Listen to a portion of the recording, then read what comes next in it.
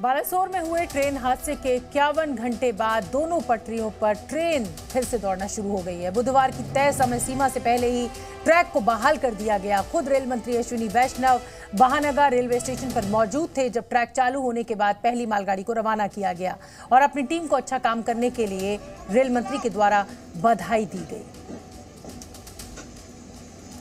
तो railway track तो जरूर बहाल हो गया, लेकिन वो जो जिंदगी चली गई हैं उनके लिए दुख भी व्यक्त किया गया रेल मंत्री अश्विनी वैष्णव के द्वारा। सुन लेते हैं एक बार। बहुत अच्छा काम किया सबने, पूरी टीम ने। सबको मन में बहुत दुख है, कल परिवारों के हो गए, लेकिन रूट कॉज तक जाए, जिसने भी किया है उसको सख्त से सख्त सजा। आप सबको पूरी बधाई, जिस तरह से तेजी से आपने काम किया, पूरी टीम को बोलिए। ये दूसरी वाले लोग दो तस्वीरें आपको दिखा देते हैं। बीती रात बालासोर से रेल मंत्री ने पहली मालगाड़ी को रवाना किया और दूसरी तस्वीर आज सुबह की है। रूट पर रेलगाड़ियां शुरू हो गई हैं। कोरोमंडल एक्सप्रेस भी रवाना हुई।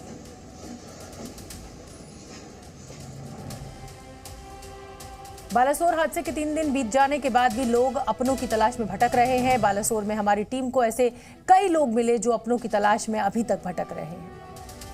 शख्स ऐसे भी हैं जो किसी दूसरे व्यक्ति द्वारा दी गई तस्वीरों को लेकर यहाँ बालासोर अस्पताल पहुँचे हैं और उस शख्स के बारे में जानकारी इकट्ठा कर रहे हैं। तपन कुमार साहू, जरा तस्वीर दिखाइएगा। ये तपन कुमार साहू का वोटर कार्ड है और ये तपन कुमार साहू झारग्राम डिस्ट्रिक्ट के रहने वाले हैं। बेल पहाड़ी इलाका है, बहुत दूर दराज का इलाका है।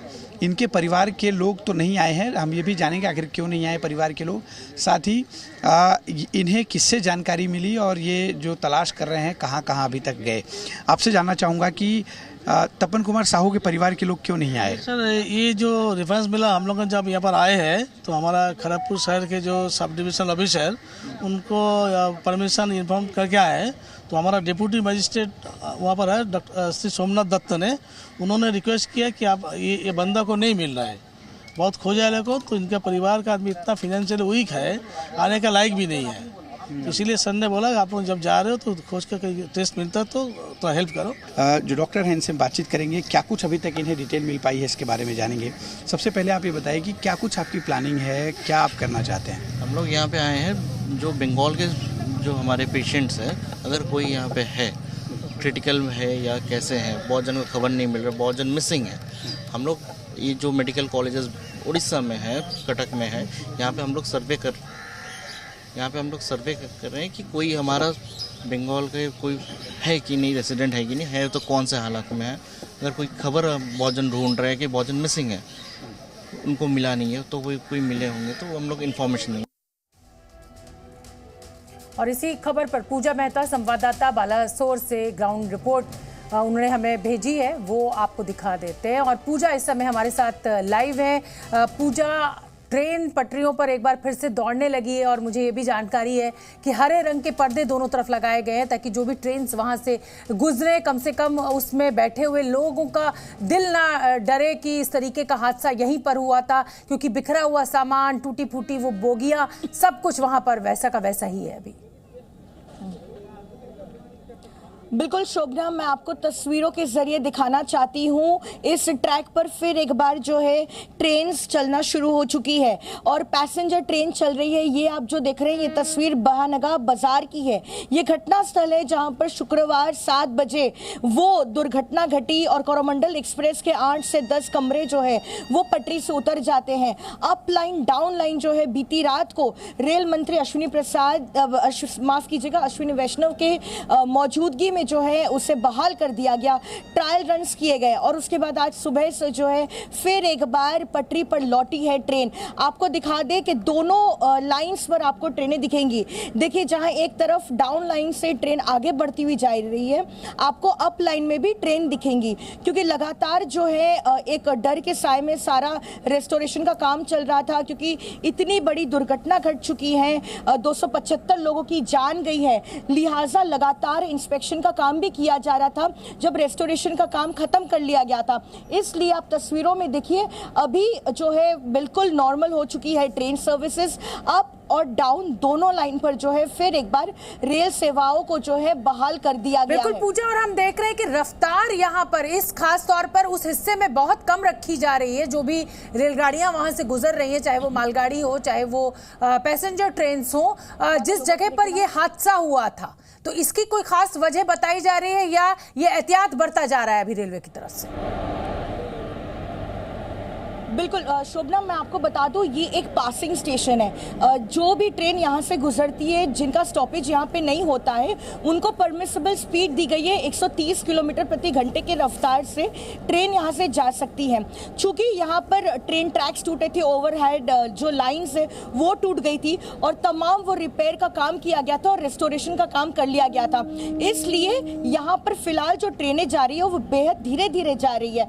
अगर आप यहाँ पे ट्रेनों की रफ्तार देखिए तो कहा जा रहा है कि 20 किलोमीटर प्रति घंटे की रफ्तार से ट्रेनें जाएगी। ये भी देखिए पैसेंजर ट्रेन है, ये शालीमार जो है हैदराबाद एक्सप्रेस है, ये ट्रेन यहाँ से आगे गुजर रही है, लेकिन आने वाले कुछ दिनों तक जो है इसी तरीके की स्पीड से ट्रेनें जाएगी। लेकिन अहम बात आपको बता दूं, रेल मंत्री अश्विनी वैष्णव ने बताया था कि बुधवार तक जो है यहाँ पर सेवाओं को बहाल कर दिया जाएगा, लेकिन डेडलाइन से पहले ही सोमवार को ही जो है पूरा काम खत्म कर लिया गया और लाइंस को रिस्टोर कर लिया गया। बिल्कुल ठीक है पूजा, और जाहिर सी बात है कि जिंदगी तो आगे बढ़ जाती है, लेकिन जिन लोगों की जान चली गई उनको सभी लोग नमन कर रहे हैं और बेहद दुखद ये पूरा हादसा। आप बनी रहिए हमारे साथ। बालासोर हादसे पर कांग्रेस अध्यक्ष मल्लिकार्जुन खड़गे ने प्रधानमंत्री मोदी को चिट्ठी लिखी है। इसमें उन्होंने कई बातों का जिक्र करते हुए सवाल पूछे हैं। चिट्ठी में खड़गे ने जो 5 अहम सवाल पूछे हैं, उसमें पहला सवाल यह है कि रेलवे में 3 लाख पद आखिर खाली क्यों हैं। दूसरा सवाल पूछा गया है लोको पायलट की भर्ती क्यों नहीं हुई है। तीसरा सवाल पूछा गया है पहले के हादसों से सीख क्यों नहीं ली गई। चौथा सवाल सिग्नलिंग सिस्टम में सुधार क्यों नहीं हुआ। और 5वां अहम सवाल ये कि सीआरएस के सुझावों को नजरअंदाज क्यों किया गया। विपक्ष का काम होता है सत्ता से सवाल पूछना, और उसी के चलते मल्लिकार्जुन खड़गे ने प्रधानमंत्री नरेंद्र मोदी से इस पूरे हादसे को लेकर 5 सवाल जो पूछे हैं वो हमने आपको दिखाए। पूर्व रेल मंत्री पवन बंसल ने जी मीडिया से खास बातचीत की। उन्होंने क्या कुछ कहा वो भी आपको सुनवा देते हैं। रेल मंत्री पवन बंसल जी इस वक्त हमारे साथ हैं। पवन जी, आज मल्लिकार्जुन खड़गे साहब ने चिट्ठी लिखी है प्राइम मिनिस्टर को और तमाम सारे सवाल खड़े किए हैं। सीबीआई जांच की बात है, उसको सवाल भी खड़ा किया गया, और जो रेलवे में भर्ती खाली पड़ी है पोस्ट, उसको लेकर भी सवाल खड़ा किया गया। देखिए, उन्होंने सब बातों को समझ के बहुत एक गहराई के साथ उन चीज़ों को देख के उस पर लिखा है। उस पर कोई मेरी टिप्पणी करने वाली बात नहीं, एक्सेप्टिंग ये कि हाँ वो सब बातें सही हैं। सीबीआई की इंक्वायरी का क्या तुक है इसमें। ये केस एक रेलवेज़ की सिस्टम के फेलियर का है, जिसको मंत्री ने खुद माना है कि ये इंटरलॉकिंग सिस्टम में कहीं कमी रही है। उसमें कांटा बदलता है जब गाड़ी एक लाइन से दूसरी पे जाती है, उसको सीधा ग्रीन सिग्नल मिला हुआ था, यानी मेन लाइन पे जाना था उसने। इसको मेन लाइन पे जाने के लिए ही रेलगाड़ी दूसरी तरफ लूप लाइन पे खड़ी की थी। वो आहिस्ता चलती है, जब एक तेज़ गाड़ी आनी होती है तो उसके लिए लूप लाइन जहाँ बनी होती है उस पर उसको ले जाते हैं। जैसे कुछ जगह जंक्शंस पे भी होता है ऐसा, वो लूप लाइन्स ही होती हैं, रेलवे स्टेशन के ऊपर हो जाती हैं, कहीं साइड पे होती हैं। तो वो उस पर कैसे गई। लूप लाइन के लिए होता है येलो सिग्नल, अगर वहाँ एक तो रेड होता है तो रुक जाइए, लूप लाइन पे जाना होता है क्लियर हो लाइन तो वहाँ येलो सिग्नल मिलता है। ये ग्रीन सिग्नल इसको सीधा जाने का मिला, वहाँ कैसे गई, यानी कि जो कंप्यूटराइज सिस्टम है उसमें कहीं ना कहीं कुछ ऑपरेशन में कमी आई है। मैं ये समझता हूँ उसके लिए बिल्कुल ऊपर के ऑफिसर्स या मिनिस्टर, वो लोगों की जिम्मेदारी होती है इसके काम के, उनके तहत उनके नीचे ये हो रहा है।